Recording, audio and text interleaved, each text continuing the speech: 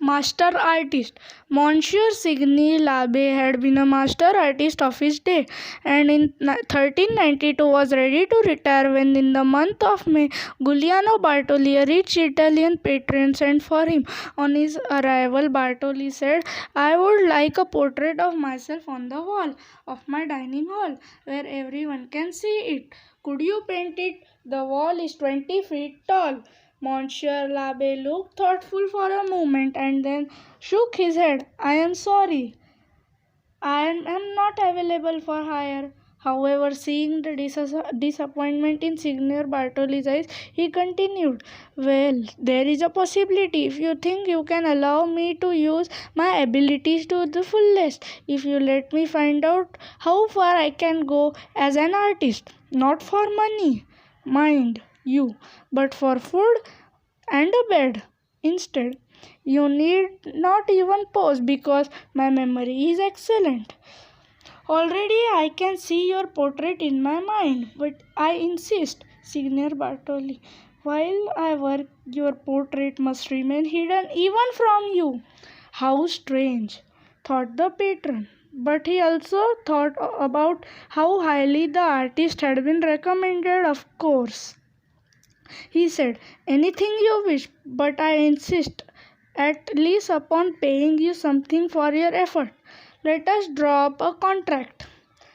Now a glint came to Monsieur l'Abbe's eyes as he gazed upon that 20-foot tall wall, and a thought of all that space, such a wonderful space to give his imagination wings, because unknown to Signor Bartoli or indeed anyone else, for all of his career of 45 years, Monsieur l'Abbe had longed to paint in his own way.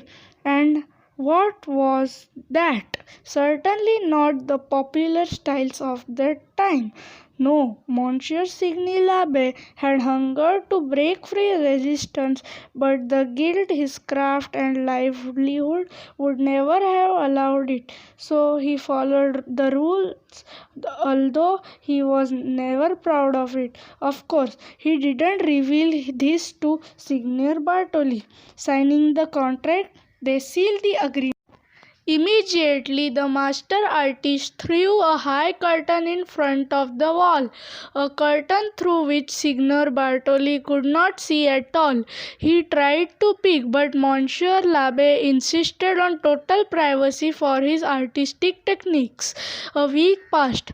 "How is it coming along?"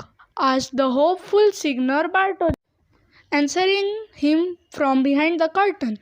Monsieur l'Abbe said, "It's coming along quite well. You know, at the age of 8, I was apprenticed to the great Ambrogio Lorenzetti. I could never dishonor his name. He taught me the art of grinding pigment, laying plaster, sometimes slowly, sometimes faster. He taught me how to draw, and most importantly, not to hurry. Signor Bartoli, a masterpiece takes a while at least." Reluctantly, Signor Bartoli withdrew. A month passed. "How it is coming along?" Signor Bartoli asked.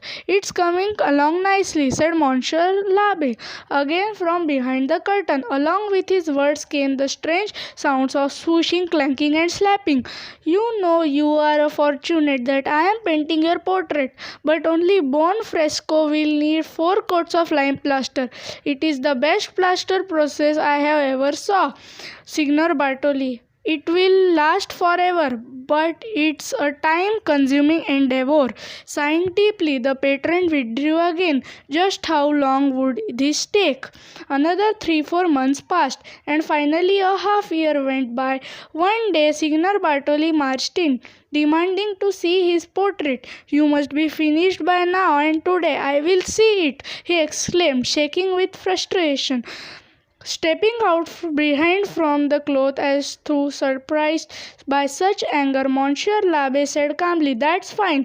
You need only to request it." And he pulled aside the 20-foot tall curtain. Giuliano Bartoli stood for a minute. Then his mouth fell open, his eyes turned red, and he grabbed what few hairs he had left on his head, and he did a little hop and then a twitch. his eyebrows twisted as though he was under a spell. Giuliano Bartoli obviously did not like his portrait, not a bit. Giuliano Bartoli was enraged. How absurd, how disgusting, what does this mean? You will not receive any money, do you hear? None.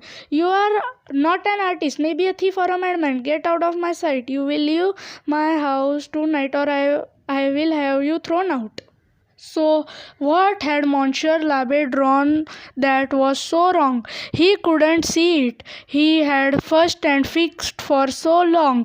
It was his 20-foot tall masterpiece. He wasn't sorry that he had drawn to his heart content his way, no matter that what anybody could say. Perhaps his patron couldn't tolerate his cubist expression, but Pablo Picasso would have been proud of him.